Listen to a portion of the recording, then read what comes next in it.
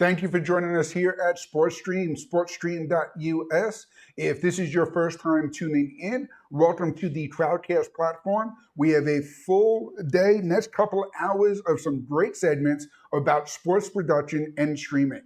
If you missed the first 2 days, that content will all be available on demand. We will send you access to that through the same registration that you used here on the platform today. The only other housekeeping task I do want to mention is we had a few of our audience tell us yesterday that there was an audio-video sync issue on Crowdcast. If that happens to anyone during today's show at all, usually just refreshing your browser or relogging into Crowdcast fixes that. But we are also simulcasting today's event to the Videoguys YouTube channel just to make sure that the content gets out there and is available for anyone who would want to stream. You will not have access to the live chat that we have on the side of your screen and to the great poll and questions that we have available for you throughout the show. That's one of the reasons why we chose the Crowdcast platform. And I will tell you, we are kicking off today's show with a great segment from Matt Baker at Visua. And I saw Matt Baker join us right here in the chat. Some of these segments are pre-recorded to match our system integrators and vendors' travel schedules. We recorded this segment with Matt just a couple of days ago, and he is available in the chat room. So if you do have questions to fire up, you want to get that conversation going, you can start typing away now. We will get into today's show. Matt had a great segment talking about fan engagement. Apparently, Visua started out as one of those companies that did fan engagement at the ballpark. I'll let Matt explain a little bit more about that. But he talks about some of the great opportunities that gives you in the sports production space and how you can use social media to create that fear of missing out to get more and more people to come into your sports venues. And then we're joined by Sam Avalon from NPi. Sam is talking to us about systems design, everything from video to audio to AV over IP, even some lighting requirements to get the best in any sports venue. We talked to Sam about some interesting case studies he had and the production rooms that he put together to carry multiple sports across a campus. So without further ado, let's get started with today's show with these great system integrators. And then we will be following up with some great content from BirdDog, including some special new announcements they're making over in Amsterdam at the IBC show, TeleStream, and Canon, introducing not only their Pro PTZ camera lineup, but the Canon camcorders and lenses that are great tools in the sports production space. So let's get going.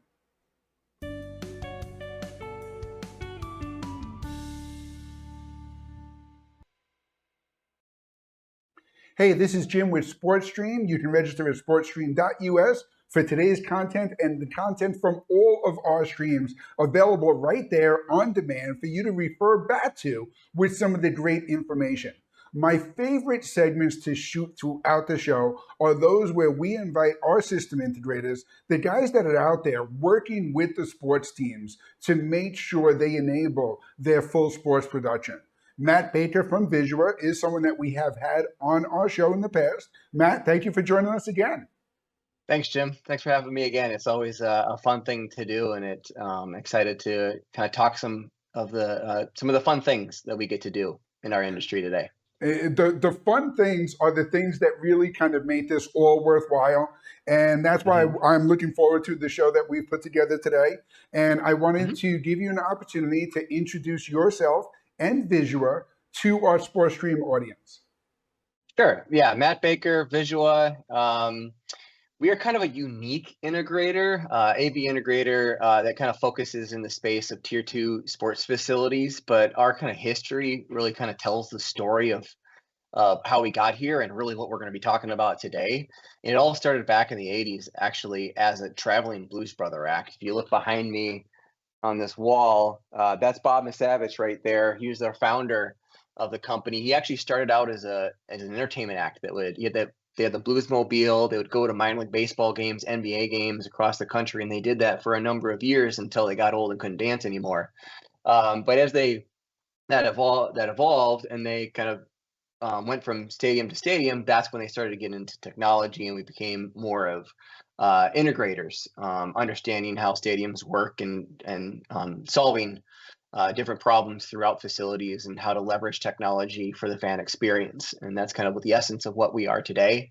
But really, entertainment and operations of sports teams is really the blood of what built us to where we are today. And what I'm excited to kind of talk more about the fun, because as you're a blues brother and you're doing entertainment acts, you got to have fun, and that's what really sports is about in the fan experience.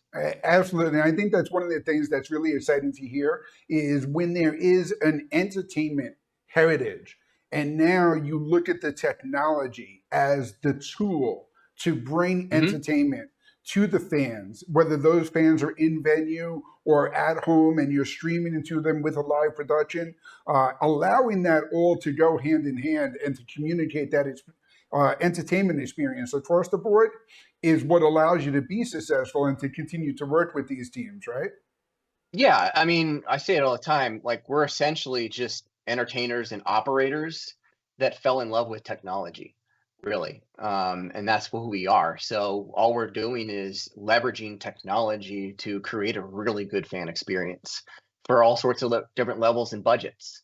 That's the beautiful thing about today is regardless of your budget, we're confident that you can produce a really, really great fan experience. And I know we're going to talk a lot about the fan experience and about the entertainment and the engagement. I do want to let our audience know that Visua is available to help with the technology aspect. Everything from the LED display walls that are in the venues themselves to the sports production and streaming, and even some of the graphic tools that we're going to talk about in a little bit, right? Correct. Yeah. I mean, you walk into the facility that's behind you, the Knoxville Smokies, and that video board, we designed everything from that, the audio, the video production system, all the PTZ cameras that are in there, the digital signage, basically anything that turns on in a sports facility, we can help from the design build aspect to it to the integration. We're kind of A to Z company when it comes to the technology in a stadium. That's awesome. You know, when we talk about the fan engagement, I think the first team that comes to mind in everyone's mind right now is the Savannah Bananas. I mean, they've really taken it to a whole other level and are doing a great job of expanding their reach well beyond their local markets. Yeah. So, and as we go through the next couple of slides, really the inspiration of what I want to talk about here kind of starts with what the Bananas and the inspiration for the powerhouse that they have become essentially. I mean, if you're probably living under a rock if you haven't heard of the Savannah Bananas. Right. They're all over the place, right?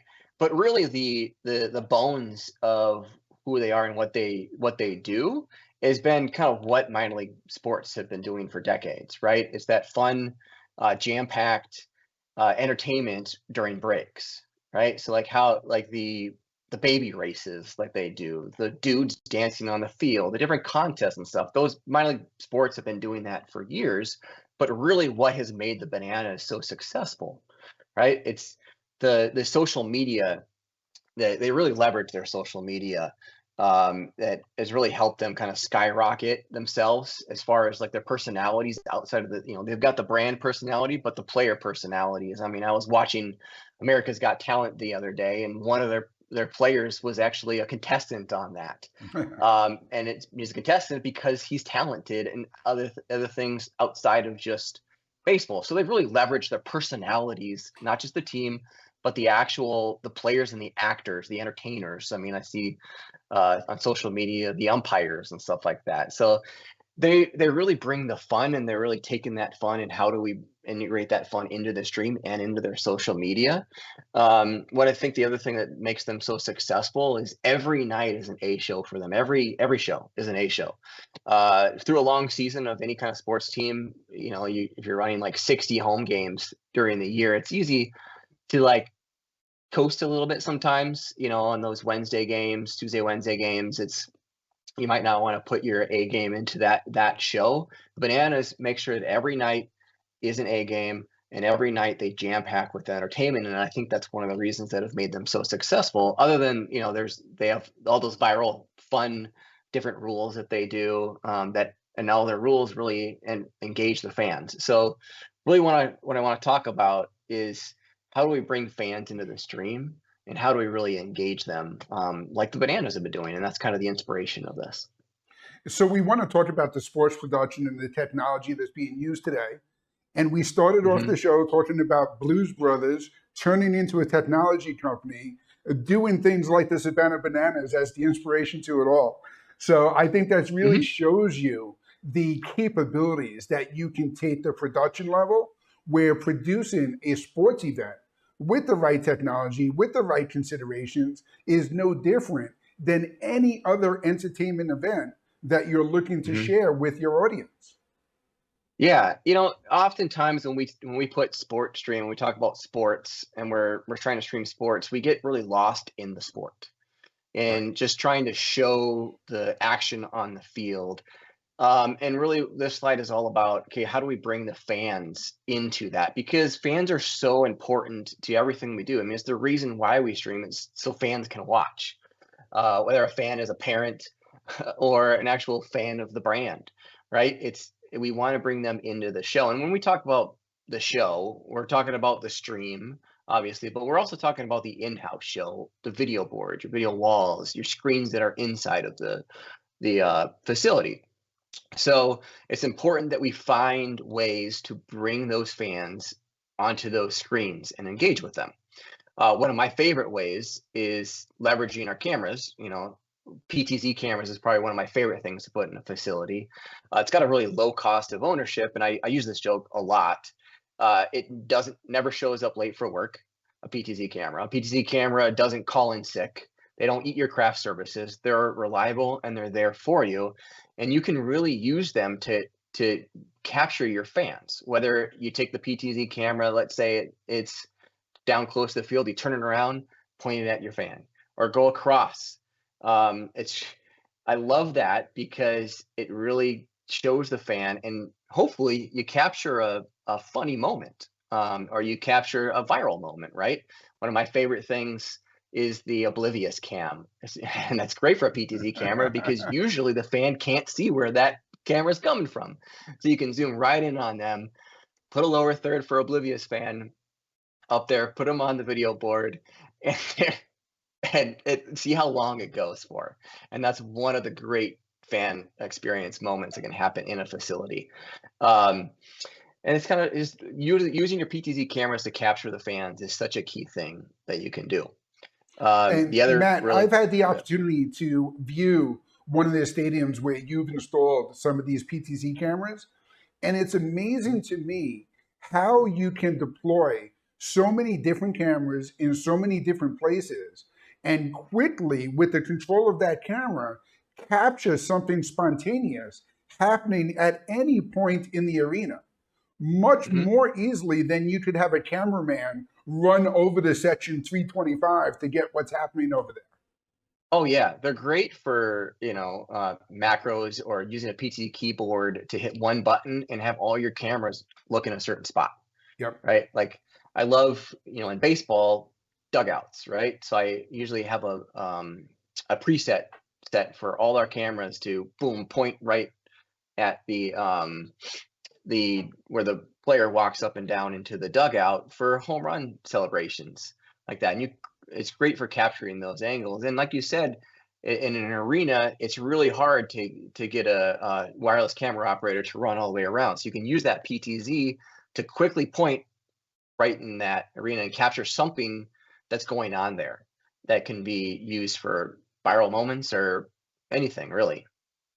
Absolutely. And by putting these cameras on a network throughout the venue, it gives you the ability to call up any of those cameras, send them to any different feed, whether it's to the video board in the stadium itself, to a live stream that's going out to a remote audience watching the game from their couches, or as you mentioned earlier, to social media formats, which have a whole different level of production in the video clips that you want to share out to social media versus those broadcasting the home run or the foul catch or anything else happening in the stadium, right?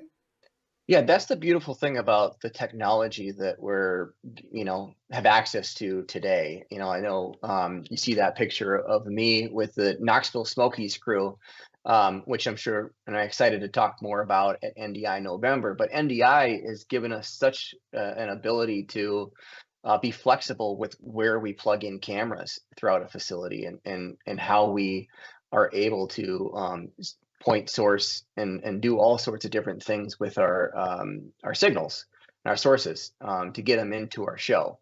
It's kind of an awesome thing that I love, and I'm always excited to talk about NDI. Absolutely. And when we talk about the technology, all of this technology, all the PTZ cameras, the NDI connections, everything that we're using is there to create the content that reaches and engages with the audience. And your advice here is to make that as creative as you can, right? Yeah, be creative here. What I love about what we've got access to nowadays, with companies like Flowix and others, is such a creative way to use your graphics, right? Like, I know in previous years, it was creating your graphics and then tying them into your data was such a challenge and such like an expert level thing that you needed to be able to do. With platforms nowadays, it's really easy to be able to link your data. For example, in minor league baseball, linking the MLB API into your broadcast is really easy to do with a platform like Flowix. All you got to do is just link that data. And what's also great is you don't have to be an expert in like Photoshop or graphic design, as there's a lot of templates that are given to you that you can leverage and use. So it's really important to take that and then be creative with it. Let's, for example, like if you put a fan on your screen, put a lower third under that for that fan, just like you would do for a player. And if you don't know who that fan is, be creative with it. Going back to that oblivious cam, put oblivious human as the lower third for that, right? Like you can do fun stuff like that that shows the fun of what's going on inside of your facility, because that's what's kind of cool about using a stream is you can show obviously the sport, but you can show what's going on in the vibe of your facility, what it is like to go to your events. That's what you want to kind of use your show to do. So it's really important to kind of use your graphics to help you do that. And I will point out too that the use of those graphics can also lead to monetization. You can Mm, add your sponsor logos. You can take a race around the bases and superimpose a sponsor's logo on those bases. The more creative you get, not hmm only with the graphics and the templates, but also with your sponsorship opportunities, with the things that you offer, it helps you justify the expense and the use of the equipment, but also further engaging the fans, the local communities, small businesses, hmm you name it, you can bring them all into the ballparks, right?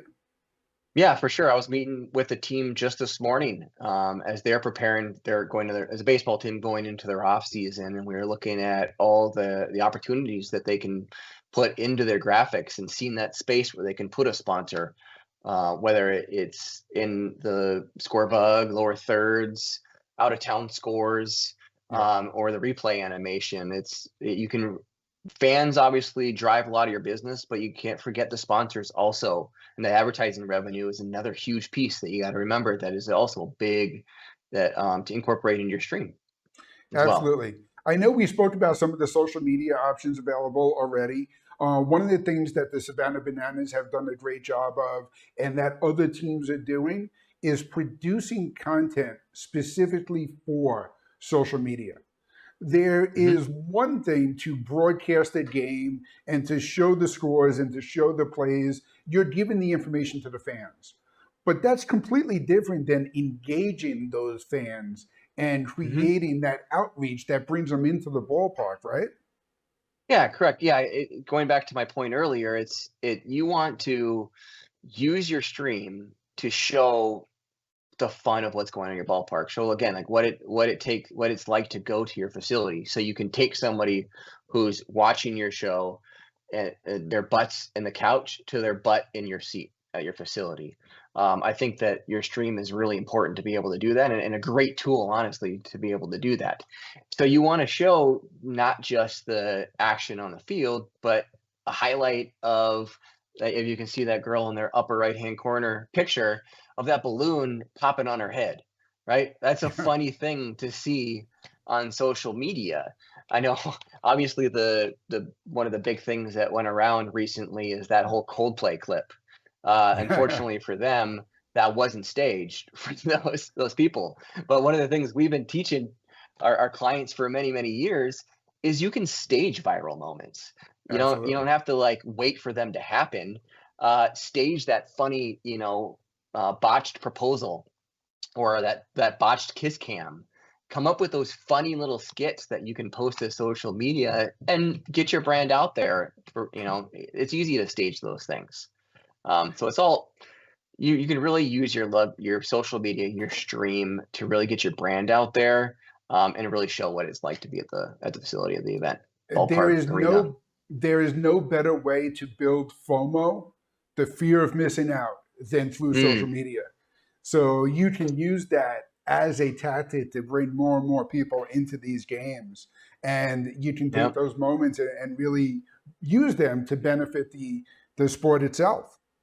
Yeah, exactly. I mean, it is really about those moments and the memories, like that picture you see in the bottom right-hand corner. I mean, it's the reason why we do, or really, reason I do what I do.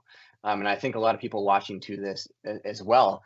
Look at that kid. He's pointing at himself on the video board with the biggest smile in the world. I was at a stadium about a year ago, and right in front of me there was a kid that got himself up on the video board, and I was integral part of putting the video board there, and the sound system, and kind of all the components that made that happen. And right after that, he was like, "Mom, Dad, I got on the video board. That was the greatest thing ever." And he's going to have that memory for many years.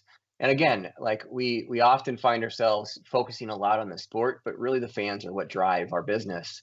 So it's really important to make memories for them. And that's what, teams like the Bananas are doing, and a lot of teams out there are doing. We just can't forget about that. And just seeing that picture is really what it's all about. And quite honestly, that's what integrators like Visua are doing. You're using the technology to make that memorable experience for the kid that we saw in the last picture when he sees his face up on that LED display in the stadium. That's something he's going to remember. And that's, for quite a long time. Exactly. If you have any questions about the products that we talked about and the technology that enables this fan engagement and the stuff that we're doing in the sports production world, you can contact Matt and his team at Visua at visua.us. Their phone number and more information is listed here. Matt, you work with minor league baseball teams and other sports teams all over the country, right? Yep, minor league baseball, minor league hockey, soccer is taking over the world right now. I feel like there's like 10 new soccer stadiums being built every year. Yep. Any tier 2, any entertainment facility, you name it, we're there for you. Give us a call. We'll help you out, talk about kind of your needs, help you through the solution, whether you're a new facility being built or just trying to do a small renovation. We can help you through it. Awesome. Matt, as always, thank you for joining us today. And thank you for tuning in for this segment of SportStream. Thank you, Jim.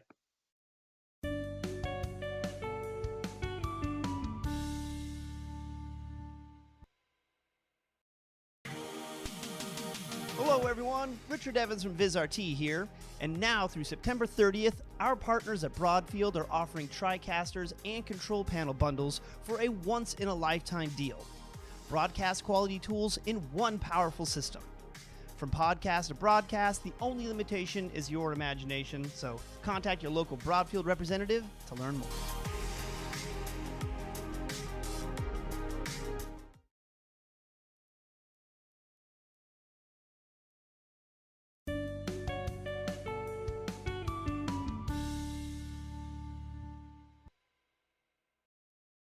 Hey, this is Jim with SportStream.us, joined by Sam Avalone from NPi with another segment from a system integrator who is working in live production and streaming and offering these solutions for sports productions across the country.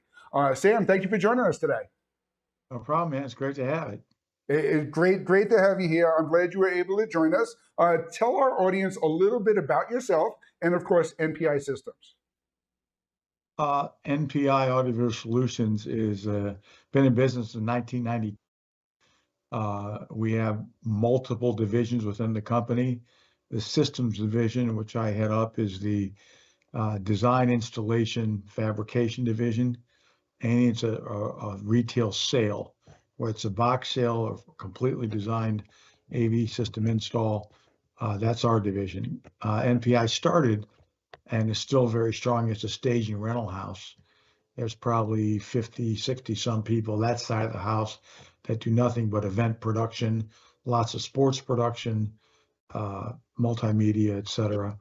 And then we have a production department that will take content from either a client or guys on shot the job and would do editing, duplication, etc. For the end result. So between and everything in the AV realm we handle. I should say AVL because we're pretty big in lighting as well. So okay. And that makes a lot of sense. And I'm sure by having all these different divisions, you can share knowledge and resources across them and really take the best benefit when you talk to your customers about a system design.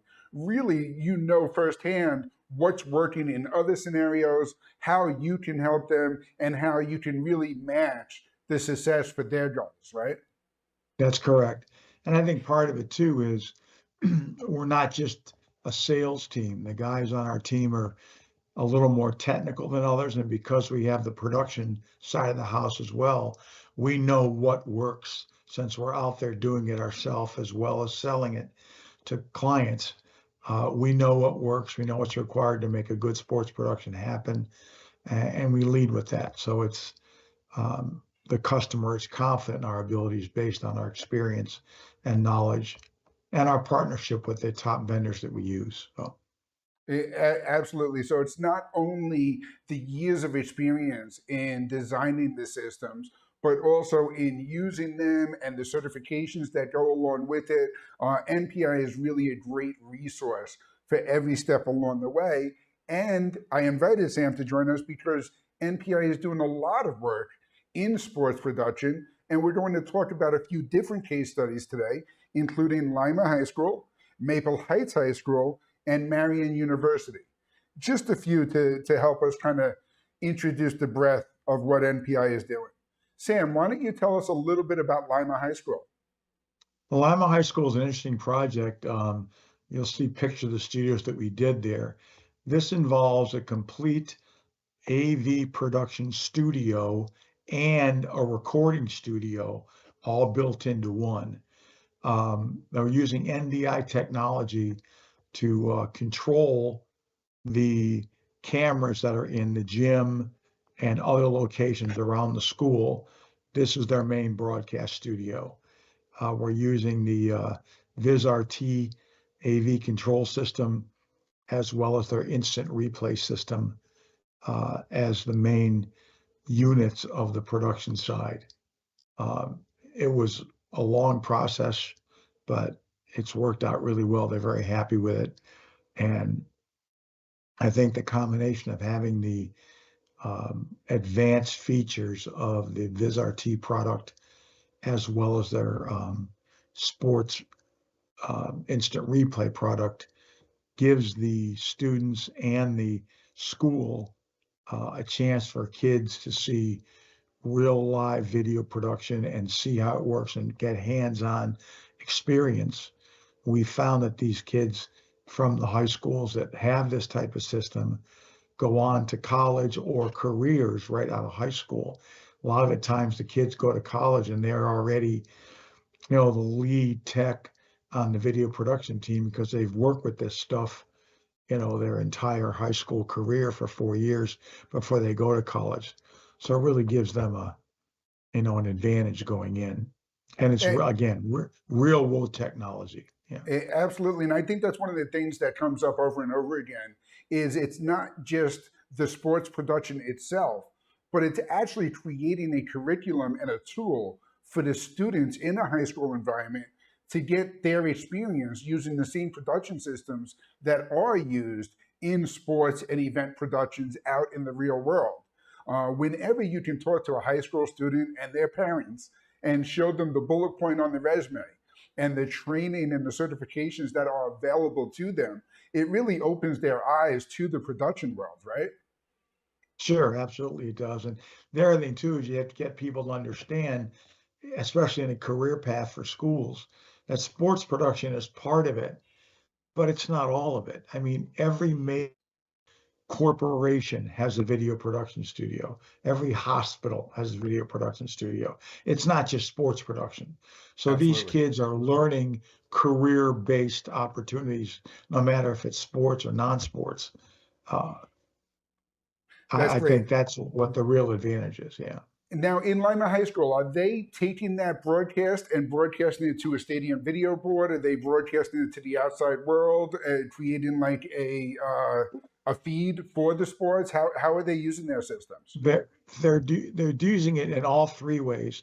Okay. Yes, they're feeding the on-site video board with the content and the instant replay, but they're also web streaming, and they're also recording for after stream playback. Wow. So if they Okay. want to play it at a pep assembly or something, they can. So they're using it all three. Absolutely. And I think, it's interesting when we talk about these case studies, a lot of times we talk about the sport and the event itself and how that's being captured and the cameras that are being used. But just as important is the delivery available in the production. As Sam mentioned, when you're able to stream to the video boards and show the instant replay during the game, when you're able to reach your outside audience, you can expand the people that are going to come in and support the school. And then, of course, recording all of it. Who knows? You might have that athlete that makes the half-court shot, and now you can package that video and get it on ESPN. Right. You can do all of that. So, Sam, tell us a Also, little... the other thing too is that we didn't talk about is, yeah, this is great experience and all that, but it's also with the right equipment, a serious revenue stream for those schools. Oh, yeah. They don't and I'm not talking about advertising on a scoreboard. I'm talking about sponsorships, because you can only run an ad, a 30-second minute ad. You can only run so many of those in the game. The referee's not going to stop the game to run an ad. But if you have sponsorships, for example, the McDonald's Instant Replay of the Quarter, the Arby's Halftime Report, or the, Coach's Corner brought to you by Liberty Ford, these are serious revenue streams. Some of the schools that we're doing are doing six figures in 8 to 10 home games a year. But in order to do that revenue stream, you've got to have the front end equipment, the cameras, the switchers, the instant replay, in order to generate those sponsorships. Right. Absolutely. And here we want to segue over to Maple Heights High School. Tell us a little bit about this project. This project is their athletic center. It's not the gym. They have a gym in their high school. This is their athletic center where they play all their games, they do wrestling meets, volleyball meets, etc. You can tell from the picture, the room was an acoustical challenge, a 72-foot dome and all hard surfaces. And they let us design a system that's zero in on almost zero reflected sound. Most people don't realize that intelligibility is all about coming from reflected sound. Reflected sound is a sound that bounces off the floor or the walls or the ceiling that causes intelligibility issues. So you can see here we have multiple zones with subwoofers, so it feels strong, generates an energy level during game time, but is still crisp, clear, and intelligible anywhere in the building, the upper balcony stands, floor level, whatever. In addition to that, we also did a streaming video system for them in the same room that allows the ability to, again, record, web stream, or save the content for delayed playback later.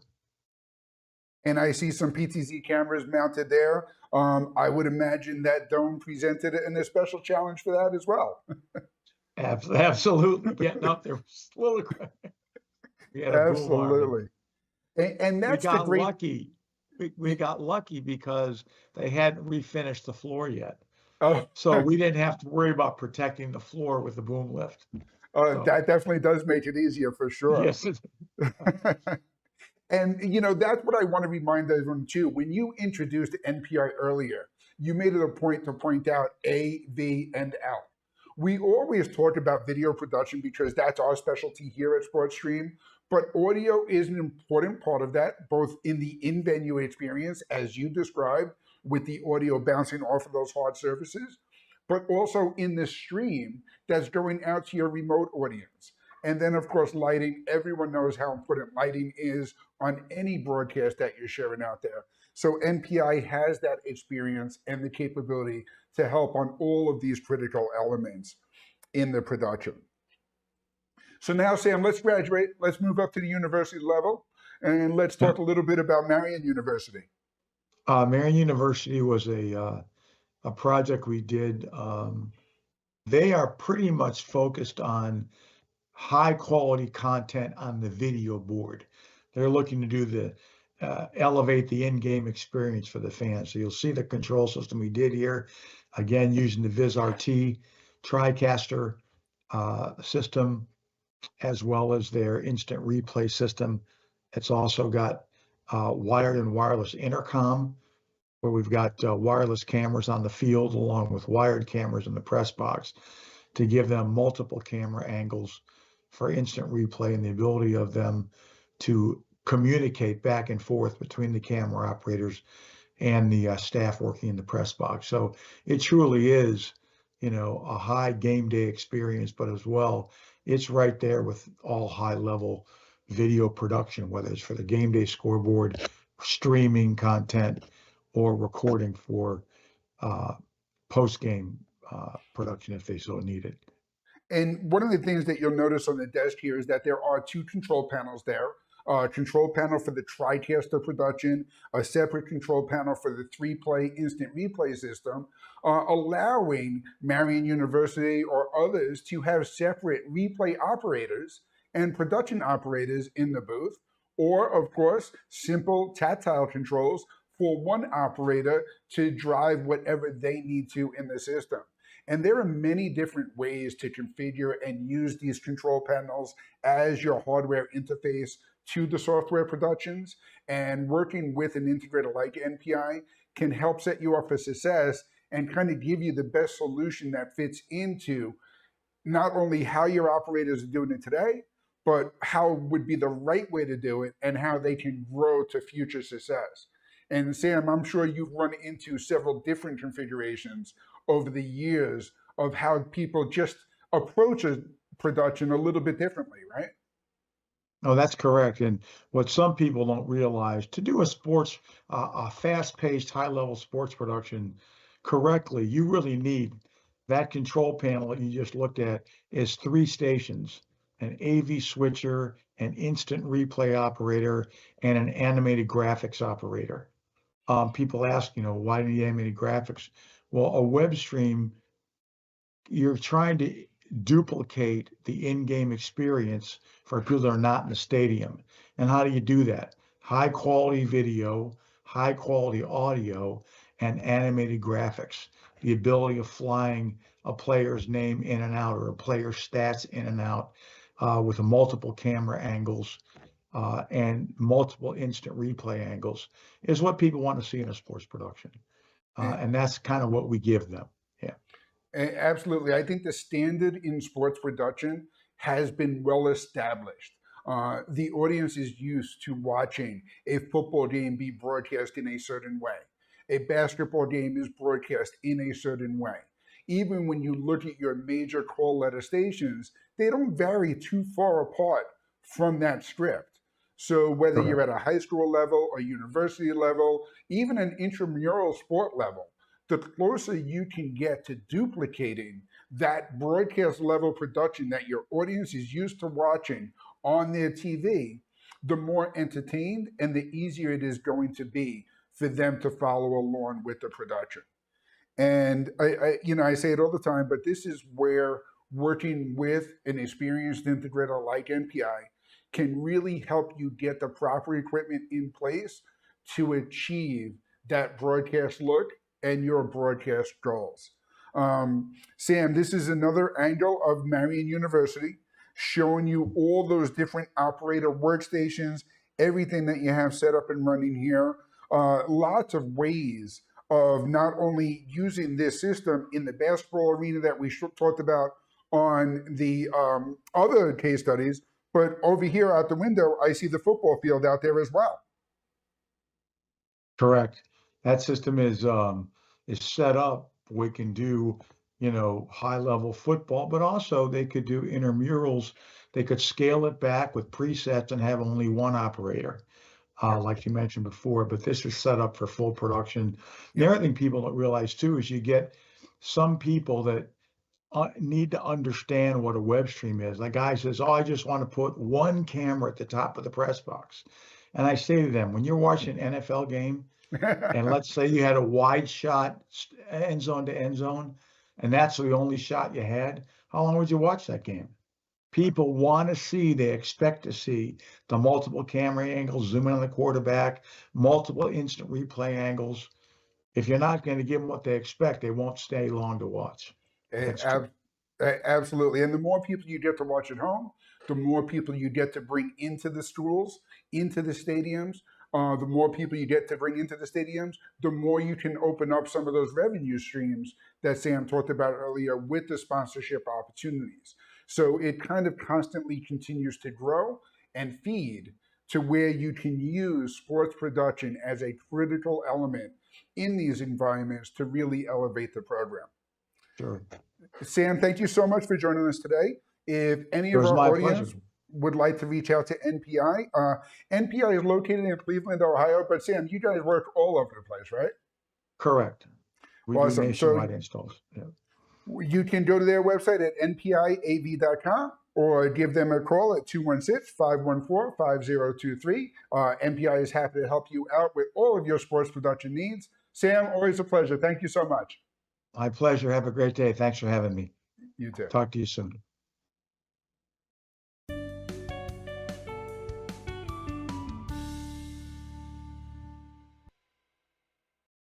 Introducing the newest members of the Netgear M4350 series. Designed for the most demanding AV over IP installations, supporting up to thousands of endpoints. Built on the same intuitive simplicity and solid reliability, but with enterprise-class enhancements. Redundant power supplies, per-port multicolor LEDs, and high-capacity fabrics with 25 gig and 100 gig uplinks. At its core, the revolutionary Netgear AV OS and the intuitive Engage controller. With pre-configured profiles for all major AV protocols, setup is fast, consistent, and tailored for pro workflows. All these new models support SMPTE ST2110 with built-in Grandmaster and Boundary clock, and a new hybrid AES67 profile, offering one-click deployment for intercom systems across both new and legacy switches. Whether you're designing a high-density venue or broadcast environment, the M4350 gives you the scale, control, and simplicity you need. Netgear M4350 series.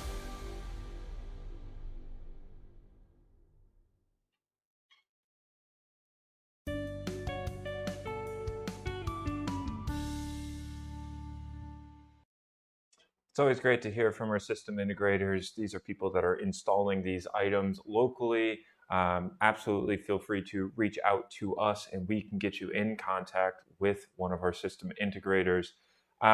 Before we get into our next segment, which is actually with BirdDog, I was able to do an interview with Cameron talking about their Mach-E Live studio, and there's a little demo. Part of the reason that we pre-recorded that is because BirdDog is at IBC right now, overseas, and that's one of the great things of working with our manufacturers. Some of them are overseas, and we're able to, get breaking news. And we actually just found out that at IBC, BirdDog announced a line of new cameras. There are 3 new cameras that they announced, with more information coming out soon. The first one being the X130X. So that is their 1080 60p PTZ camera that will now have a 30x optical zoom. Very, very cool. The next thing that they announced is the BirdDog XL. And that is going to be their new flagship camera. This is going to have a very large 1-inch sensor, or larger than 1-inch sensor in it, full 4K 60p, and it will actually have a second camera on it for advanced features like advanced auto tracking, to be able to see the entire panoramic view, and then use the main camera to do some really smooth auto tracking. So very cool to see that announced. And the last thing that was announced was the brand new outdoor camera, the O4. And that is also going to be a 4K 60p camera that is designed for utilizing outdoors. We're big fans of BirdDog, and a lot of the case studies that you just heard had BirdDog's previous line of outdoor cameras, the A300 and A400. So very exciting news to see that they are going to be releasing a brand new outdoor PTZ camera. That's all the news that I have about those cameras, but definitely stay tuned with at IBC and more information on BirdDog's website. So let's talk about the BirdDog Mach-E with Cameron. We'll play that for you now.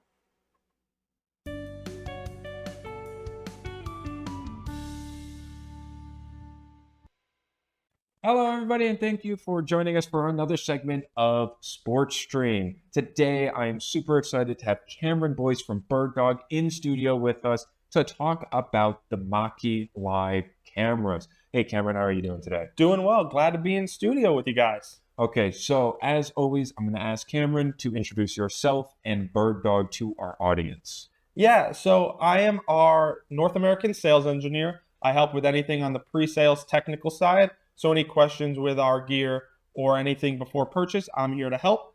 And yeah, we're here to talk Mach-E Live and some other great BirdDog gear. We are here to talk about the Mach-E Live. We have a couple of the Mach-E Lives right here. So let's just dive right into it. What is the Mach-E Live and what makes it special? Yeah, so the Mach-E Live is essentially a Swiss Army little box cam that can really go anywhere you need it to. It's got a 6-hour built-in battery. It'll connect over Wi-Fi. It'll still do 4K. And in that little tiny box, it still does 3x optical. So whatever you need that camera to do, it will do it for you, as well as record directly to the camera itself, which is new for us. That is very cool indeed, to be able to both stream and record simultaneously. Absolutely. That is great.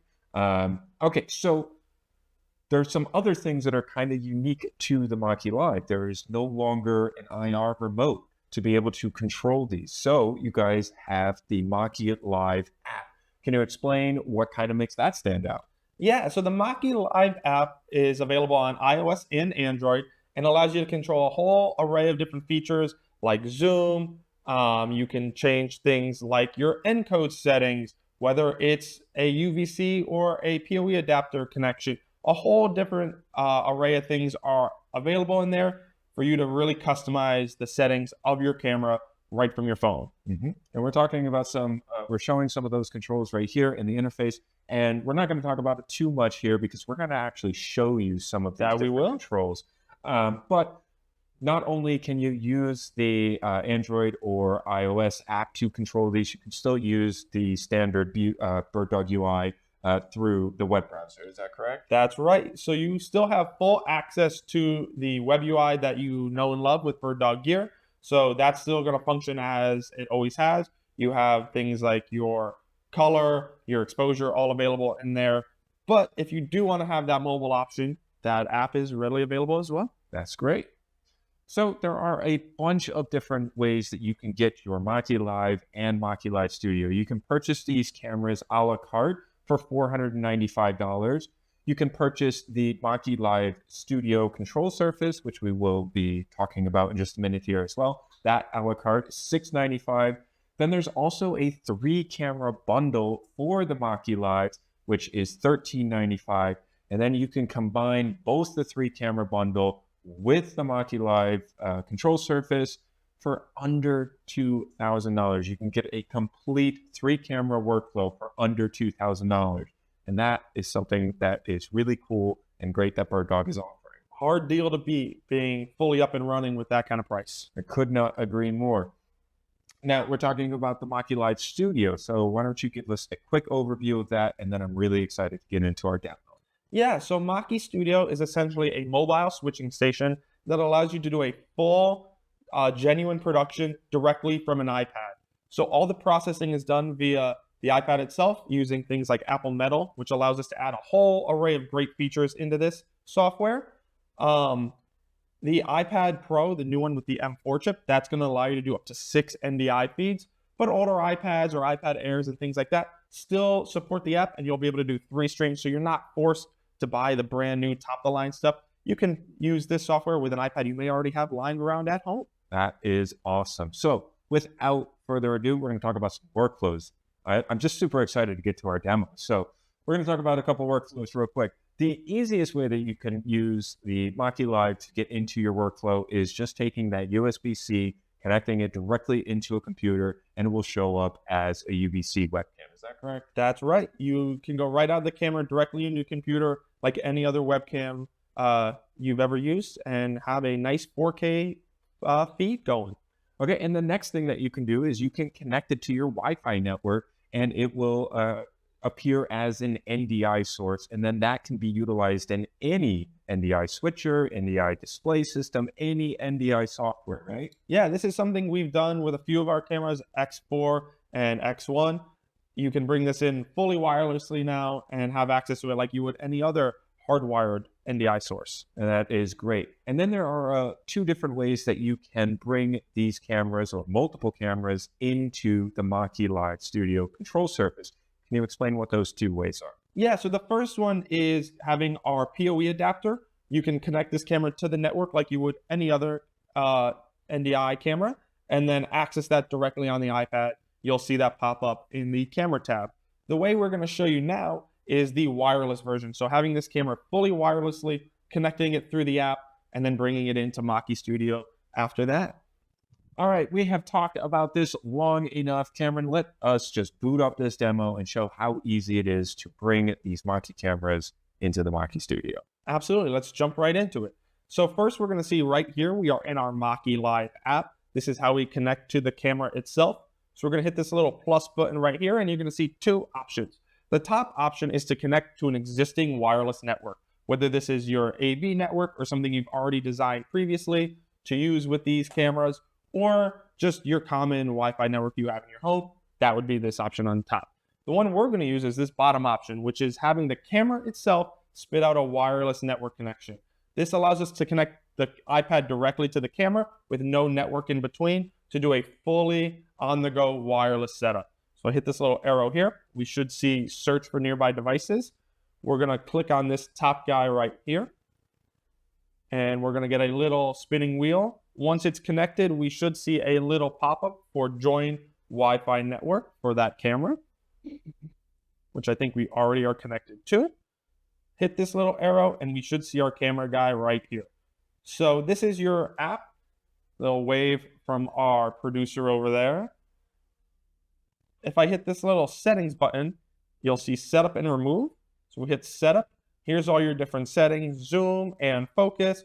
You can see we have this set up as a UVC camera at 1080. We also have our encode settings and stuff like that built in here. All of that information is readily available in this app. But what it also allows us to do is go into Maki Studio right here and see this as a camera feed. If I click on that, that is our camera in Maki Studio. Hello, hello. All right, that is great. Now, we wanted to show off a little bit about Studio, and we're going to really kind of just quickly go through some of these features, including the cameras, picture-in-picture, things like that, things that are relevant to a sporting environment, even though these can be used in any other environment. We're going to talk about some of the cool features for sporting. Yeah, absolutely. We'll run through some of those features right now, and we'll try to put them in context of sports themselves. So first off, here is going to be our cameras. So as you can see, this yellow one is going to be what we have locked up and ready to go. And then red is going to be cameras that are selected and live. So to switch them, we have our control surface. You can use that, or you can just swipe from left to right, and that'll bring that camera live. On the right-hand side, you also have cut, and your transition on top, which we have set to this fun flash. We'll show you how to change that in a second. But those are your different options. You also have your T-bar here if you want to control it yourself. Picture-in-picture, this is where you can design full picture-in-picture layouts, whether it's, you know, side by side, or if you have a camera over the other, wherever you want to, however you want to design this. Maybe you have like the full field, and then you have the commentator. You want to have that be small in the bottom left or bottom right of the screen. 100%. So if we click on this, that'll pop up. If we hold it and hit edit, we'll have the ability to customize this, whether that's grow or shrink our little images, or if we want to change what they are, we could do that as well. We're going to leave them on these two options at the moment. Go back, and if we click it again, we should see those sizes change.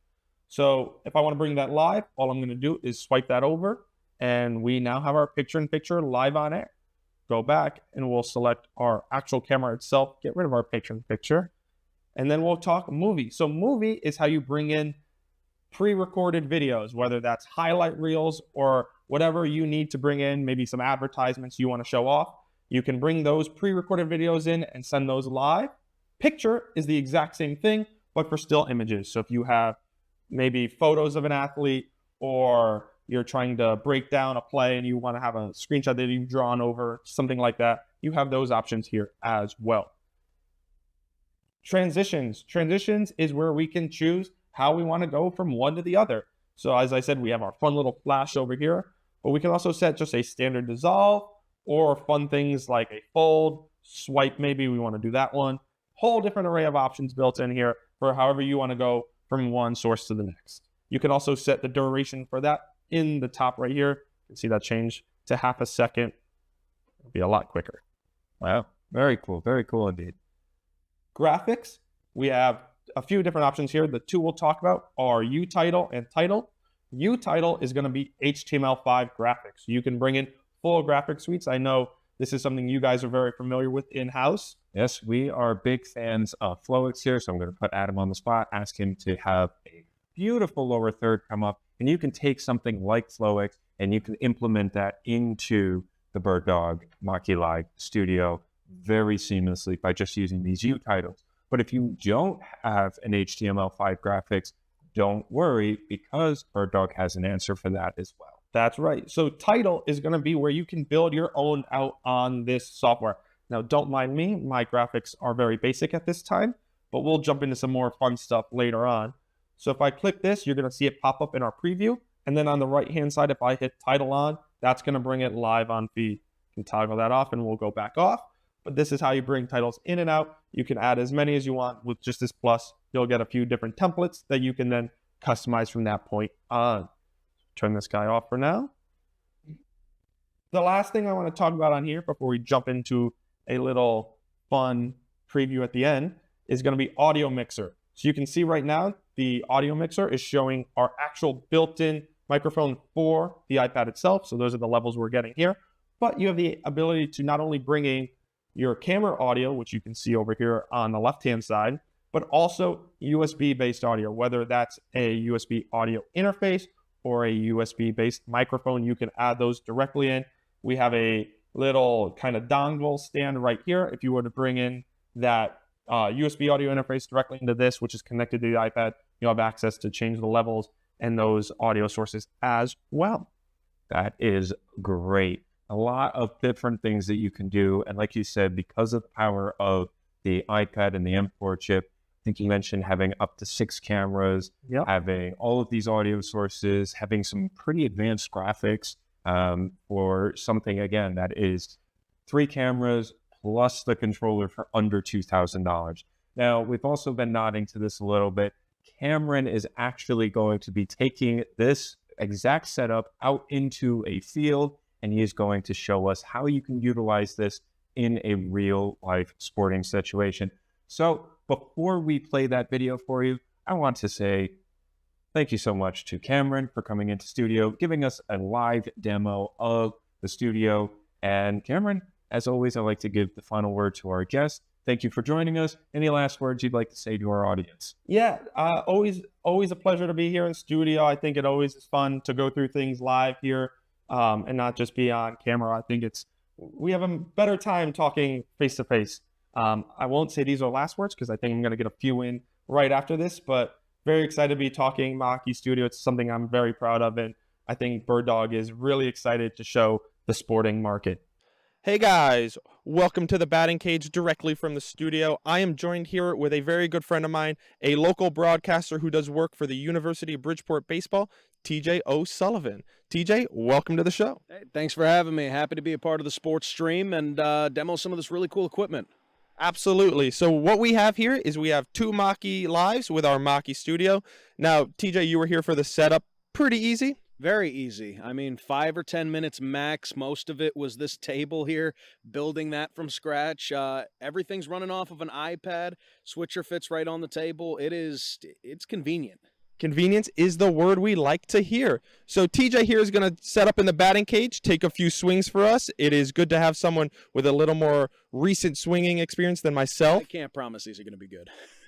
They'd be better than if I took them. They're going to sound good with the wood. That's all I can promise you. Perfect. So we're going to let TJ get set up. We're going to have one camera on him, maybe two if we want, and we'll let you see some live switching. So we'll cut to that in 3, 2, 1.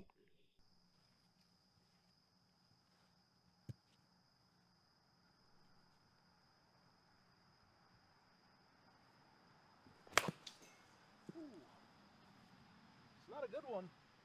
Not a good one to start on.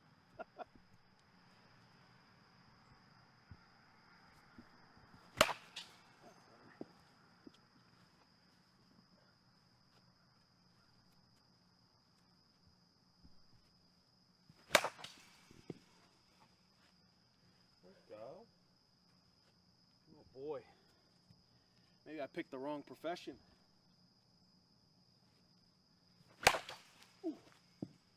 F8.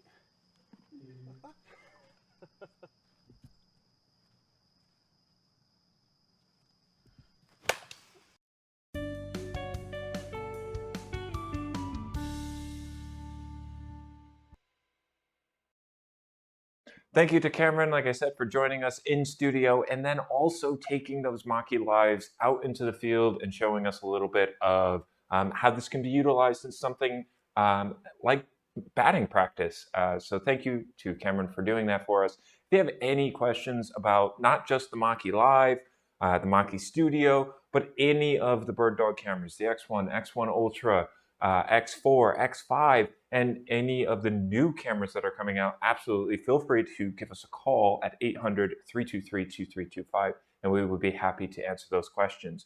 Next up, we are doing, we asked Telestream to provide a segment for us as well, and Shane did something a little bit different where he actually recorded everything in Wirecast Pro. Now, Wirecast Pro is it's a switching software that you can download on either Mac or PC, which makes it kind of unique that it can run on either one of those.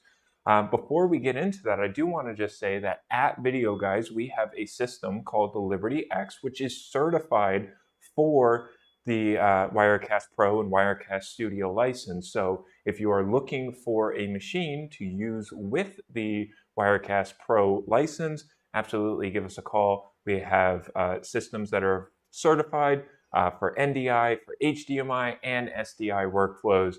So if you have any questions about that as well, definitely feel free to give us a call or reach out to us at sales@videoguys.com.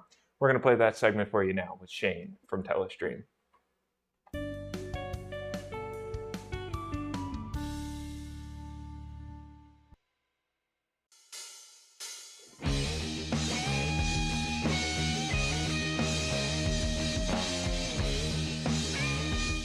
Hello, Shane Scrimmager here at Telestream, makers of Wirecast. Happy to be here for the Broadfield SportStream TV event. Today I'd like to talk about live sports streaming. Live sports being a pretty broad topic. Customers that I've worked with fall within the high school, college sports, off-road racing, speedways, poker, pool, boxing, any amateur sport, and into professional sports where you have a single producer to a whole production crew. These workflows all have many similarities. You have multiple cameras set up, audio sources, presenters, logos, lower thirds. You're streaming to social media, streaming to an embedded website, optionally a feed going to an on-prem video display, recording to disk. Put together a pretty common workflow. Most details apply to a wide variety of productions. Let's look at those details in the Wirecast interface and those sources that I've added. Here we are in the Wirecast interface itself, a very producer-friendly layout.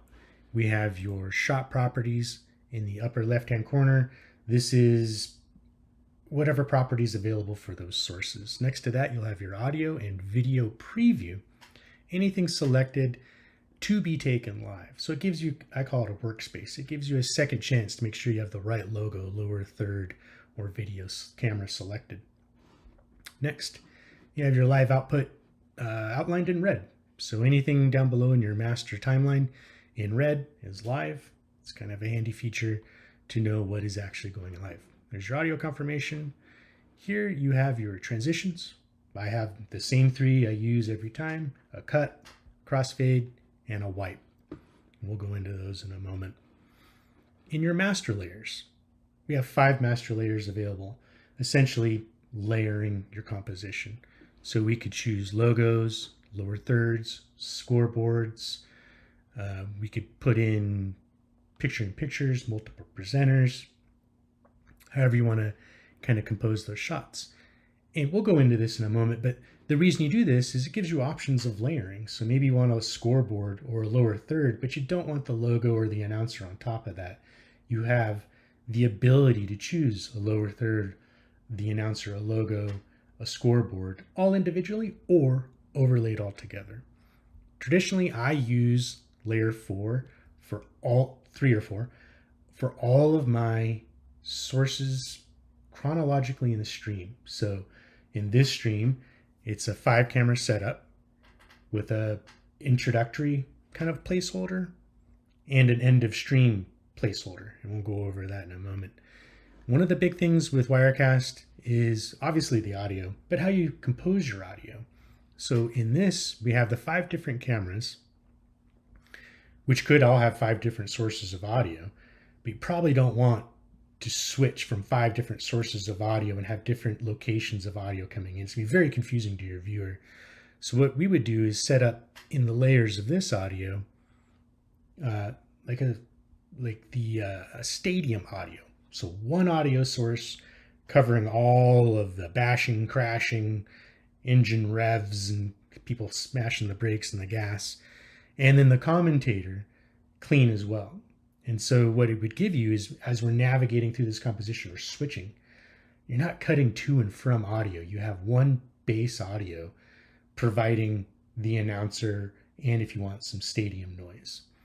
So a very clean audio setup, and you're not cutting to and from audio sources. So if we just look at this setup right quick, I have a countdown, and if we go into this source itself, you'll see I have layers. And I have the original picture or thumbnail. I overlaid a clock. I overlaid starting in text. And then I added it's like 3 minutes of music. And what we do is that's how I would start my stream. Is I would go ahead and cue that up, start the clock. I'm kind of dancing around in here.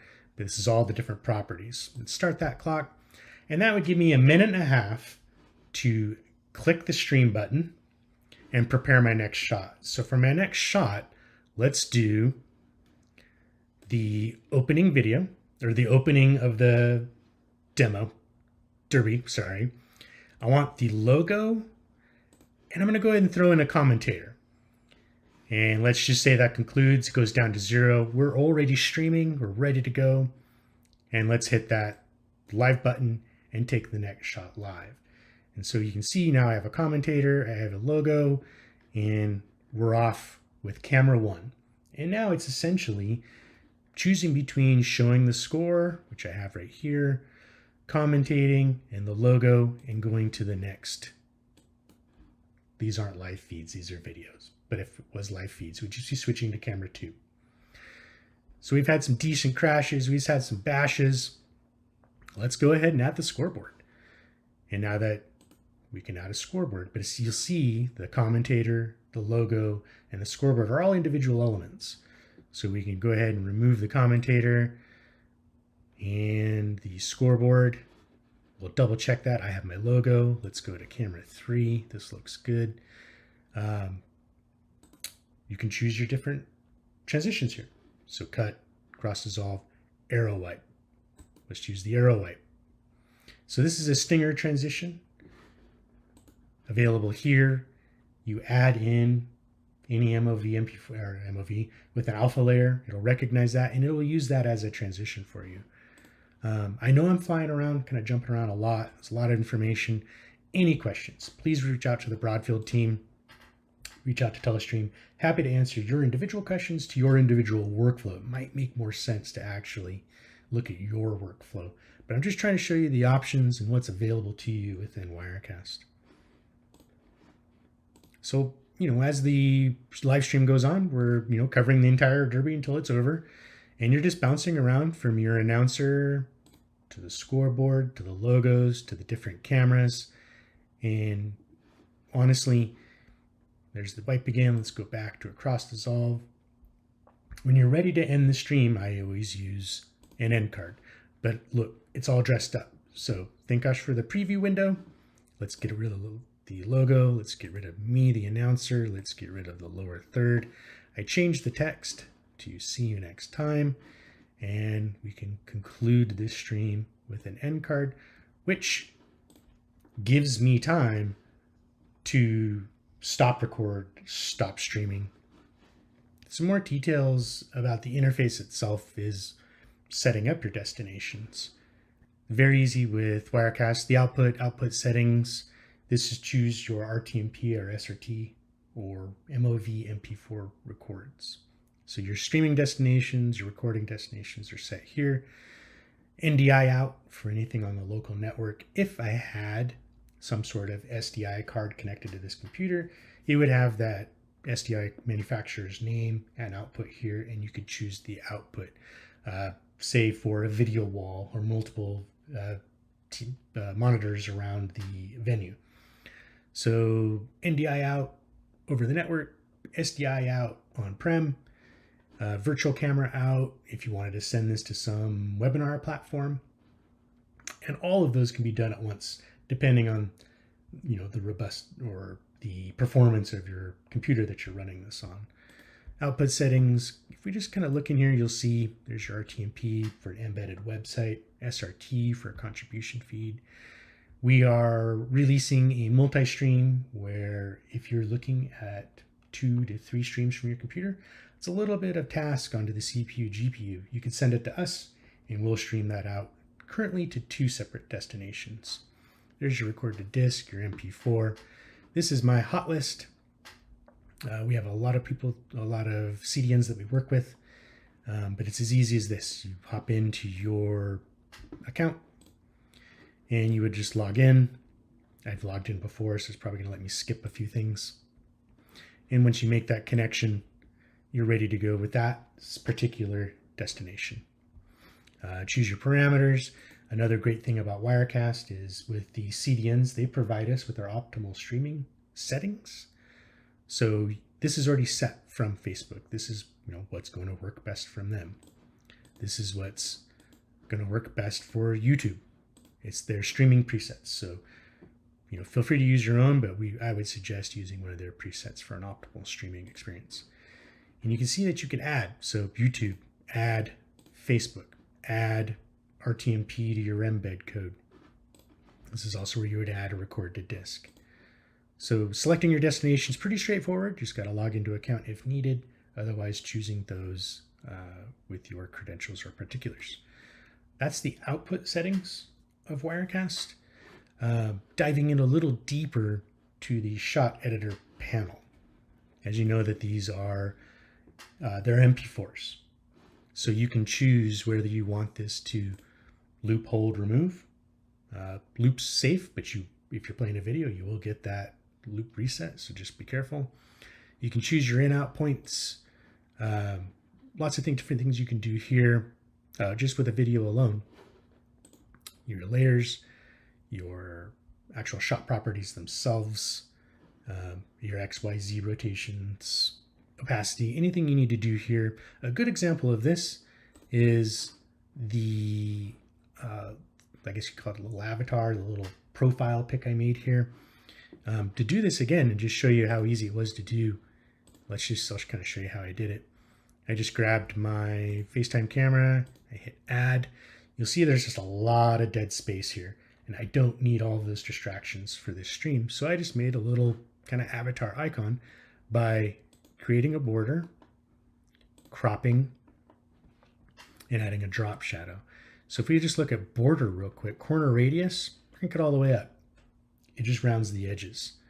And if we go back to crop, if I take the left, and just kind of done this before, so if it's 23% and right crop 23%, you get a pretty close to a circle. And then if we add a border, let's add a white and we'll make it black. Just some really quick tips on your picture-in-pictures and kind of cleaning up your presenters or announcers. You're not always stuck with, a full frame of video. So just a quick way to kind of change things up using the shot editor panel. Audio controls for sources with audio. Video filters. This is a great one. If we just select anything here and we go to the video filters, we can add a filter. But a few of these probably won't apply to everybody, but we do have the LUTs. And in the LUTs, we do have cooling filters, warming filters, saturation curves. And these will be coming out with the, believe 16.5 or 16.6 for Wirecast. They'll include those for you.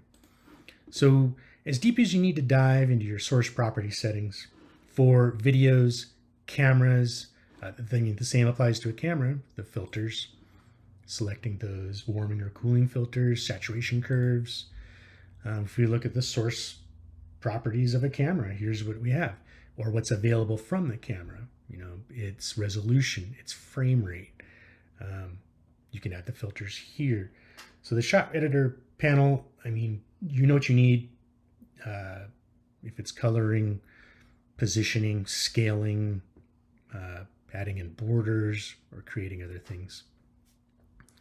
So again, a robust set of features and functions within Wirecast. I say producer friendly. Of course, you're going to have to, do some pre-production work here, get acquainted with the application or the interface itself. And that concludes a brief overview of live sports streaming with Wirecast. A big thank you to Broadfield and the Live Sports TV event.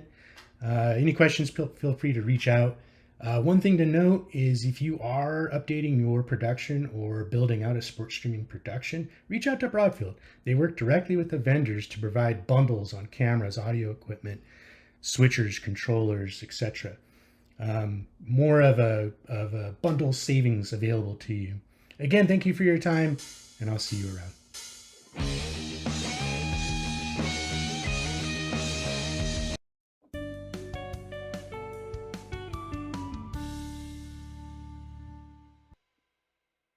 Thank you to Shane for showing us that Wirecast interface. Like I said, it's great that Wirecast works on both Mac and PC.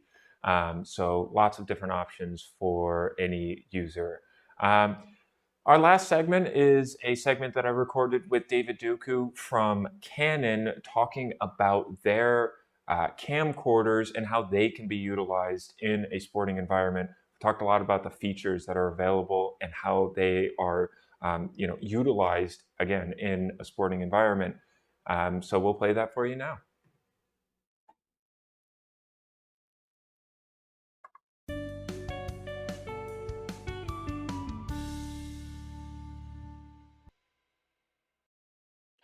Hello, everybody. My name is James. I'm a video production specialist here at SportStream, and we are excited to be joined by David Duku from Canon to talk about their camcorders that are available. So, hi, David. Can you introduce yourself and tell us a little bit about Canon and some of the camcorders we're going to be talking about? Good morning, James. And here I'm going to be talking today about Canon's commitment to really sports streaming and sports venues. So as many of you know, the Canon ecosystem of lenses and cameras has been dedicated for sports for quite a long time, from our very large box lenses. But people may not know that we also have a line of camcorders that can be very useful for sports recording and for sports streaming. So I really would love to introduce your audience to our line of professional camcorders, and I'm very happy that you have invited me here today to talk about that. No, I think this is a perfect thing to talk about. We are big fans of the entire Canon lineup. We talk about the PTZs all the time. We love the PTZs, but for this show, we wanted to give some love to the camcorders. And you mentioned that you have a whole lineup. We have all three of them up on screen here: the 60, 65, 70, 75, and the XF605. Can you give us a quick overview of all of these cameras, and then we'll dive into some of the features and how they can be utilized in a sporting environment? Yes, the XF605 is our flagship camcorder. It is a 1-inch CMOS sensor with 12G SDI output. All these cameras, all the camcorders that you have listed, are 4K recording capable. The 12G out of the XF605 allows for 4K out of the SDI and the HMI. The two smaller camcorders, there's really four, but there's an XA65 and 70, and then there's an XA65 and 60. The difference between the 5 at the end really signifies that the 75 and the 65 have SDI, whereas the 70 and the 60 do not have SDI. They just have an HDMI out. And the 605 and the 75 are the 1-inch sensor cameras, whereas the 65, 60 are 1/2.3 inch. So smaller sensor on the XA65 and 60. That's great. So now let's talk about some of the features that are available on all of these cameras and how they can be utilized in a sporting environment. One of them being all of these have image stabilization. We're talking specifically today about doing fan engagement exercises. So if you are taking any one of these cameras and you're hand holding them and you bring them into the audience, you can utilize that image stabilization to make that image look as smooth as possible. And that's built in right into all of these cameras. Is that correct, David? Yes. So the image stabilization is very useful especially for two scenarios. One, of course, when you're in the very long end of the zoom, the more telephoto you get, the more shake that is visible in any lens and recording scenario. So that image stabilization really helps in all these camcorders to just keep that framing so that people aren't jarred by the amount of shake that one sees in the recording or the broadcast. Secondly, the image stabilization is very important for those who are going to be hand holding these cameras. And of course, these camcorders are ideal for that. You can find these giant, broadcast cameras in the field on these sports venues, but those aren't portable, of course. They have image stabilization, but where this really is a key technology is for really steady recording is that, it's going to enable those people hand holding these cameras to have a more steady image and avoid the shakes, basically, in the recording. I think that you bring up a good point with if you do have these cameras mounted on a tripod and you're fully zoomed in, you might not realize that your entire stadium or bleacher system could be vibrating and causing motion. So to have that image stabilization when you're zoomed in, I think that is a great thing to point out. The next thing that we want to talk about that is available on the 70, 75, and the 605 is the included ND filter. David, can you explain what an ND filter is to our audience and how that can be utilized, especially in outdoor sporting events? Surely. The ND filter is called neutral density. It stands for neutral density. And this filter is not, of course, unique to these camcorders. The ND and neutral density filters have been used throughout the cinema and broadcast industries, really so that we can record, we can shoot at the optimum settings of the camera and lens. So you do not want to shoot in daylight, you do not want to shoot an f/22 because obviously you're not using the best focal f-stop for your lens. You want to be shooting at like an f4, f8. Sometimes it's not even possible in very bright daylight to even get good exposure without clipping.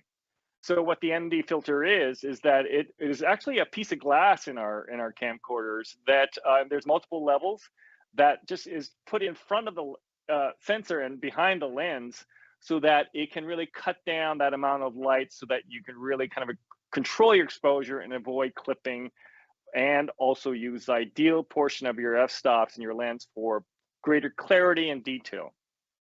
I think that is perfectly well said, David.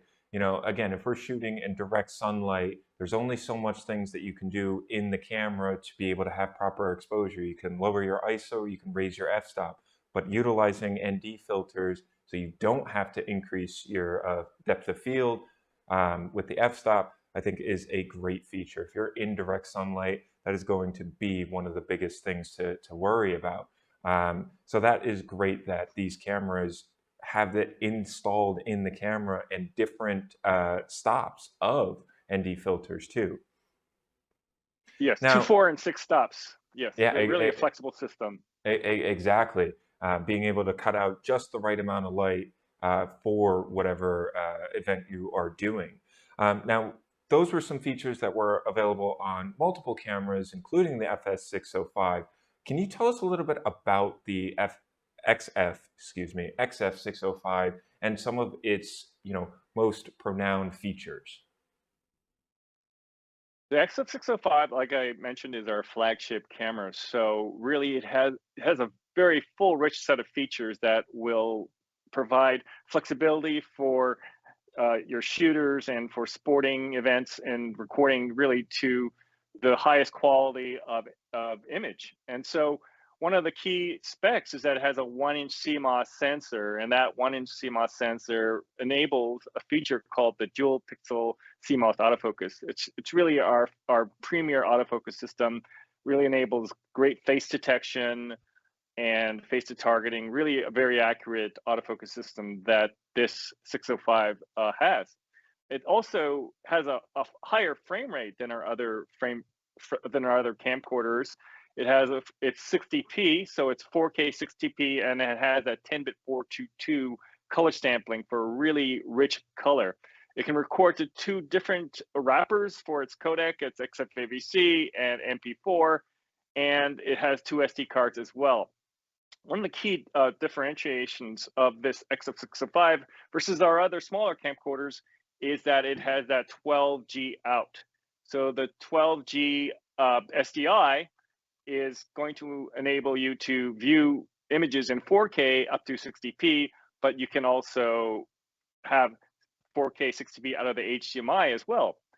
And it's also the only camera in the camcorder lineup where you control it through IP. So has a rich set of IP and streaming features that I think people will appreciate, especially if they want to set up the camera, at a distance and then control it remotely.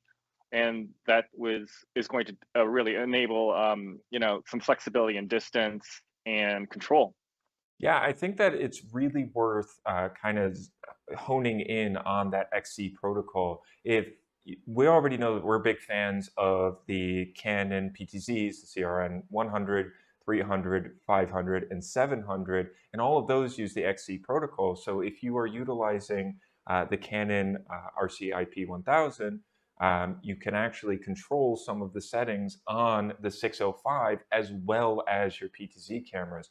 So I did want to just also highlight that too. As you were reading off some of these, I was like, I want to talk about the XC protocol because that is something that is quite unique and a great feature that is available. Now, I also wanted to talk about some of the features that are on the exterior of the camera as well. I believe we have 2 slides on this, one for the front and one for the back and side. So you want to tell us about some of the features that are on the exterior of the camera? Yes, it has stereo microphone. It's quite a good microphone, and it has something called the tally, which I think many of your audience is already familiar with. That red light will pop on. It includes a hood, so that hood is very important in order to cut down, flares and keep that contrast on the lens at its best. On the left side, the operator side of the camera, you have multifunction assignable buttons. Of course, you have the ND filter that you can manually set, and you have your pots and pans for the audio controls. Really, just a very flexible system with a lot of real estate for customization, as well as you have the zoom and focus rings that you can just grab as you need. You can set that to autofocus or a manual adjustment, which you can adjust with your left hand or your right if you're right-handed there. So really a lot of manual features to control your image. That's great. And now on the back of the camera, one more slide on this. Right. So it takes BP30 and BP60 batteries, which is a standard kind of battery battery that Canon has sold for quite a while, for not just for XF605, but for our other cinema cameras, cinema EOS cameras. It has the USB-C terminal for the UVC to be used as a UVC device, and it has the that important 12G SDI port, as well as the XLR ports on the back. It does have this really quite a good EVF viewfinder for when you want to shoot, of course, outdoors. You really need to kind of be able to see the image in very bright sunlight, and that EVF is an important key feature. Oh, absolutely. So a lot of features. At the end of the day, there's a lot of features on this camera that can be utilized in a sporting environment. One of the other things that we wanted to talk about and specifically highlight on the XF605 is its optical zoom lens. Now, this has the ability, it has a 15x optical zoom, but then it also has a 30x advanced zoom. Can you tell us a little bit about how that advanced zoom works with the full HD export? Yes. So the chip itself is a 4K, 4K pixel resolution chip. So the sensor.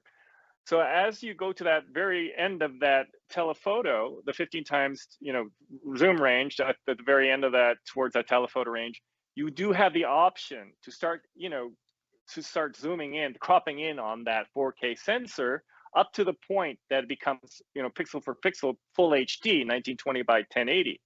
Now, so you can record that in 4K though with upsampling, or you can send that out of the 12G again with upsampling to 4K.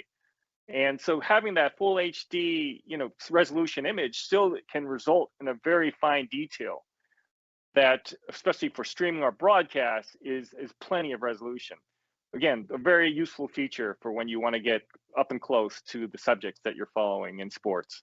Exactly. To get essentially to double the amount of zoom with a lossless digital zoom is key to being able to having your cameras, potentially in the bleachers and still being able to zoom right in, up and close on the field. So having that 30x advanced zoom is great. Now, the other thing that is exclusive to the XF605 is the multi-camera control app. Now, we talked about the XC protocol a little bit already. Can you tell us a little bit about this control app? The control, MCCO we call it, the multi-camera control app, is something that you can use wirelessly. So the XF605, as part of its rich feature set, really has what's called a WAP. So it can be used as a wireless access point, or it could go through your standard wireless Wi-Fi connection through your router. And basically your phone or your tablet can connect directly with the XF605 or through your Wi-Fi router to control all its image parameters. So this is very useful, and it's a standard feature set for the XC protocol that not only applies to XF605 but also applies to our cinema EOS line of cameras. So you can control our cameras, with your phone or tablet wirelessly in a very easy manner and at a great distance. So it's a very useful feature. No, absolutely agreed. And then there also are some network features that are available on the XF605 as well. Can you talk about that a little bit? Yes. So as part of that streaming ability for this camera, there are certain protocols that are standard for streaming. One is say SRT, there's RTP, RTSP, various flavors, and they all connect to a server. And the XF605 can send all that out with a codec called H.264. Don't want to get too complicated in that, but but H.264 is a very common standard for streaming, and the 605 supports that, and it supports all the standard protocols now, including SRT, so that you can really configure this again through that, either through these Wi-Fi and Ethernet connections that the 605 has. You can configure this so that it can stream from that sports venue. You just got to make sure that you're, hooked into that internet connection. That's great. Being able to stream directly from the camera. We're talking about multi-camera productions, but sometimes you don't have a multi-camera production. You want to stream directly to your streaming platform. That's totally fine. Or if you are using a multi-camera production system and you want to get your SRT feed back to your production system, essentially wirelessly, that is great, or over long distances. So to have all of these network features built into the camera, again, just makes it so you can really use this camera anywhere in your workflow and be able to, get that high quality 4K 60 video feed to your system. Now, we're going to talk a little bit about the XA70 and the XA75. And again, the only difference between those is the SDI cable on the back of the camera, or SDI port. Can you tell us a little bit about the XA70 and 75? The same sensor, that 1-inch sensor on the SX605, is integrated into the XA75 and XA70.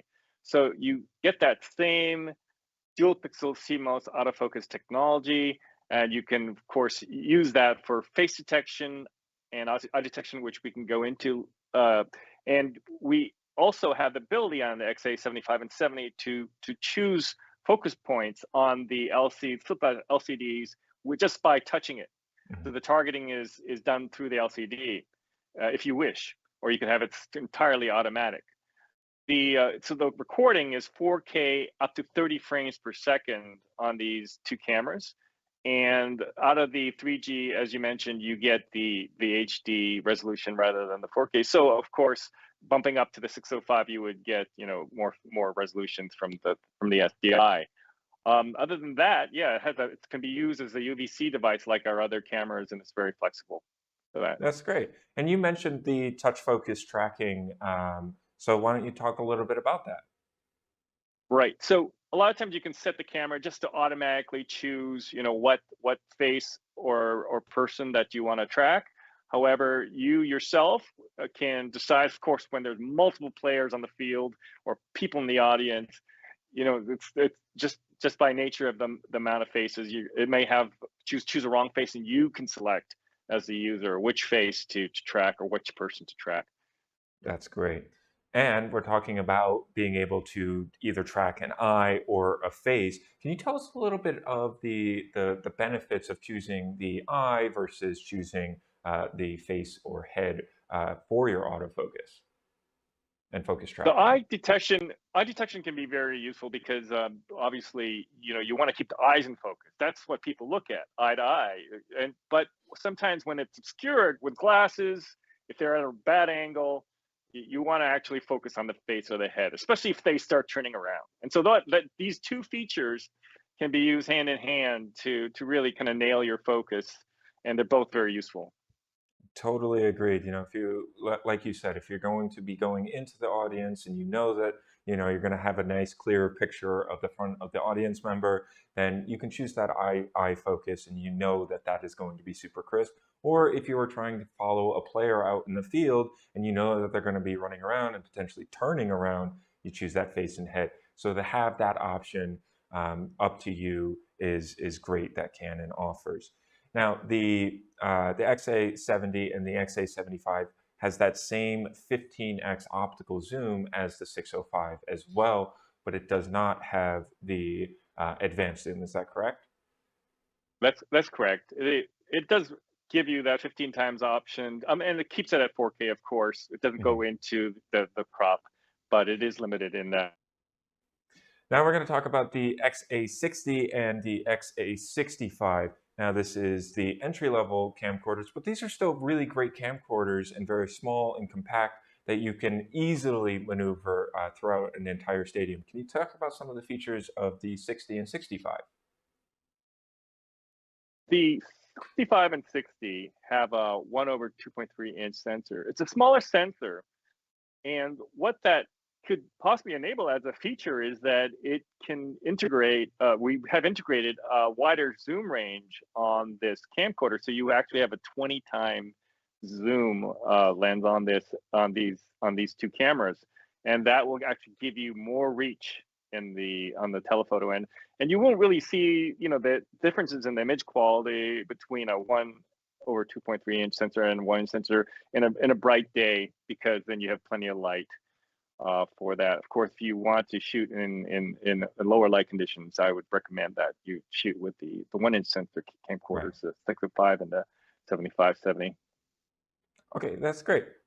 One thing that I also wanted to talk about, because we are talking about a lot about bringing these cameras into the audience, is how you can very easily pair these cameras, any of these cameras, with wireless encoders, whether it's using a point-to-point system like the Teradek on the bottom there, or even Atomos's their brand new TX and RX transmitter and receiver set. But you can also utilize these with all of these cameras with cellular bonded devices like a LiveView Solo Pro or the KiloView P3 or P3 Mini. And we will be talking with both LiveView and KiloView, talking about these cellular bonded encoders. And so the fact that these cameras have HDMI outputs and all of them have an SDI option available gives you full range to be able to use in a wireless workflow, whether again it's point-to-point or utilizing cellular bonding. Is there anything that you wanted to add to this? I wanted to add that it's really fantastic that Broadfield has the expertise for this, really coupling this technology with our cameras, and this kind of partnership is vital for to give all users these options for the transmissions. And so, yeah, that's really great. That I think I always defer to Broadfield for that expertise and technical knowledge. We are completely aware of these options, and will continue to make sure that our camcorders work well with these vendors. And we really appreciate that. We are absolutely very familiar with all of the products that are on the screen here. So if you do have any questions, absolutely feel free to reach out to us, and we can find the right Canon camcorder for whatever kind of wireless transmission you want to do. So if you have any questions, absolutely reach out to us, 800-323-2325. Now, David, I want to give you the final word here. We do have a case study that we're going to play in a minute here, but whenever I have a guest on the show, I always like to give them, as a thank you, the final word for our show. So what's important to take away from this SportStream is that the option to use a portable small camcorder on the field is really a very important part of that, communication, the broadcast, really relaying the experience of being there. And I really appreciate that Broadfield allows us to present our camcorder lineup for your audience. Thank you. Well, thank you. I cannot say thank you enough for joining us and talking about some of these more technical features that are available on these cameras. Like I said, we have plenty of content coming up next, but we are going to be playing a case study where you can actually see these camcorders in action. So one more time, I want to say thank you to David, and we'll play that video for you now. Sure.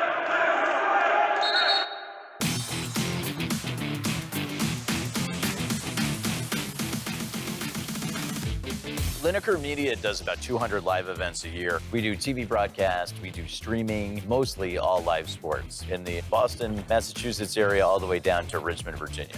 Today, for example, we're at Fairleigh Dickinson University. We were approached by their athletics department to put together and execute a live basketball package For a game like tonight, it's important for us to bring in Lineker Media to elevate our shoot from 2 cameras to 4 cameras. The networks really want that elevated coverage, that look good on their air, and also give the viewers more coverage, bringing them closer to the action with cameras under the baskets and some of that inside access to the huddles that you otherwise wouldn't get. We're in a 1,500-seat gym, and we're using the Canon XF605s to deliver live basketball to the YES Network, the #1 RSN in all of America, the same network that airs the Yankees and the Nets. That's a relationship that we're really proud of and something that we want to deliver the best show possible. We bring in the equipment. It's a portable control room. We have a switcher, we have replay, we have audio, we have graphics, and of course, we have cameras. There's 4 manned cameras, XF605s, and then there's an XA series that's shooting our clock and score, so when people are watching the game at home, they can see the time and they can see the score as it updates. The Canon XF605s are amazing. They're kind of a microcosm of the whole operation we have going at FDU today. They're small, but they're high impact. They're lightweight, they're incredibly responsive, and they travel well. So when you're coming into a school like this, where we're not normally housed for a long period of time, they contribute to this flight pack scenario where we can really move things in and out very easily. Really responsive to light. The lens is great, the zoom focal length is great, the sensor is great. It's everything that we need to take a smaller school's product and distribute it on a grand scale.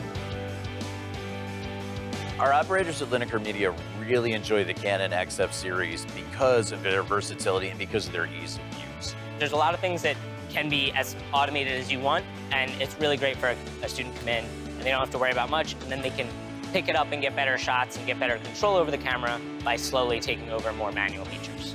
If I have a pro that's used to using these big stadium cameras with big lenses, they're really impressed by what they get in terms of quality versus size, weight, and what they're able to do in these different conditions. Our Canon XF605s, they're priced incredibly for what we need to do with them. And we deploy them in all sorts of environments. Anything from 300 seats to 10,000 seats, it's the perfect camera. And for the customers and partners that we deal with that are in those sorts of venues, it helps us get a price point overall. It's something that they can really afford and take advantage of. Being able to present ourselves in the best light with that elevated look and feel is imperative because, it's often said, athletics is the front porch of the university, and we really want to expand that front porch and give it that national reach, which is what being able to do these regional sports network games allows. Live video or VOD is the greatest way, in my opinion, for a college or university to communicate its messages to all of its constituents, its families, its friends, its alumni, its fans. And it just deepens their level of engagement with their school, whether it's their alma mater, whether it's the school that their niece, nephew, son, daughter goes to. People that are already involved in the university have a deeper and more heightened sense of awareness of things that are related to FDU as a result of the broadcasts put together by this crew and by using this technology.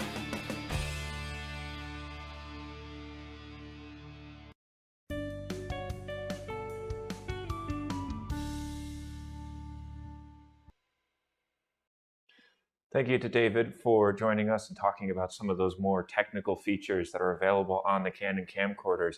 I saw a question come in asking about NDI and the camcorders, and my initial response was, if you want to use NDI and you want to use Canon, the best thing that you can do is you can actually look right at their PTZ cameras, because their PTZ cameras actually use the same lenses and sensors as their camcorders, and all of their PTZ cameras have NDI-HX built into them, so you can utilize them. But then I got to thinking as well, if you want to use these camcorders and you want to be out in the field with these camcorders, how do you get NDI out of them? And I actually have a little prop here to talk about. And the simple answer is you can use an NDI encoder, something like this KiloView N60. This is an NDI encoder and decoder. You plug an Ethernet cable into the back of it, you take the HDMI out of any camera, you plug it into the back of this, and you set it to encode, and now you have that camera feed showing up on your NDI network. Now, this obviously would have to have an Ethernet connected to it, but there are wireless NDI solutions, encoders and decoders that are available as well. We didn't have Atomos on the show, but with the Atomos family of products, specifically the Connect family of products, again, you can plug in an HDMI or SDI video source into those Atomos Connect devices, and then those have the ability to convert that to an NDI feed and be on your network wirelessly. Netgear didn't talk about it yesterday with their Netgear switches, but this year Netgear did actually announce wireless access points, which are also, just like the switches are designed for AV over IP, these wireless access points are specifically designed and built for wireless AV over IP. So if you want to get these signals into a NDI source on your network, there are a couple different ways that you can do that. And if you want to talk about that further, absolutely feel free to reach out to us at 800-323-2325. That was our last segment. So before we get into our prizes, I want to say thank you to all of our guest speakers. We had, 5, 11, somewhere around 15, 18 people join us to talk about sports production workflows, installations, the gear that people are using. So huge shout out and thank you to all of our guests that joined. And now for the prizes. We've been saying this all week long. We do have some prizes to give away, so thank you for joining us. And first and foremost is everybody that has registered at Crowdcast will get a 1-year complimentary digital magazine subscription to Videomaker. This is for everybody. You should be getting an email, a follow-up email after this event ends today, and you will have access to Videomaker for 1 year. The next prize that we are going to be announcing is for the Wirecast Pro perpetual license. We had Shane on today talking about Wirecast Pro, and I want to say congratulations to Josh P. from Hudson, Massachusetts. Again, please check your email as we will be sending you more information on how to receive that. The next prize that we are going to be giving away is a BirdDog Maki Live camera. We also talked with BirdDog today about the Maki Live and the Maki Studio. So Ricardo P. from Kissimmee, Florida, congratulations. Definitely check out your email as well, as we will be needing to get information from you to ship this to you. So congratulations. And last but certainly not least, a $50 Visa gift card courtesy of LiveView. We had them on the show yesterday talking about their cellular bonded encoders and also their cloud-based switching platform. So again, congrats to Daryl P. from Ocean Shores, Washington. And again, make sure to check your email to get more information on how to receive that. I want to say a huge thank you to everybody who has joined us for SportStream 2025. We are super grateful. If you have any questions about anything that we discussed or even other workflows that we didn't discuss, absolutely, please feel free to reach out to us at 800-323-2325, and we will answer all of your questions. Once again, thank you to everyone for joining us, and we'll see you next year. Thanks.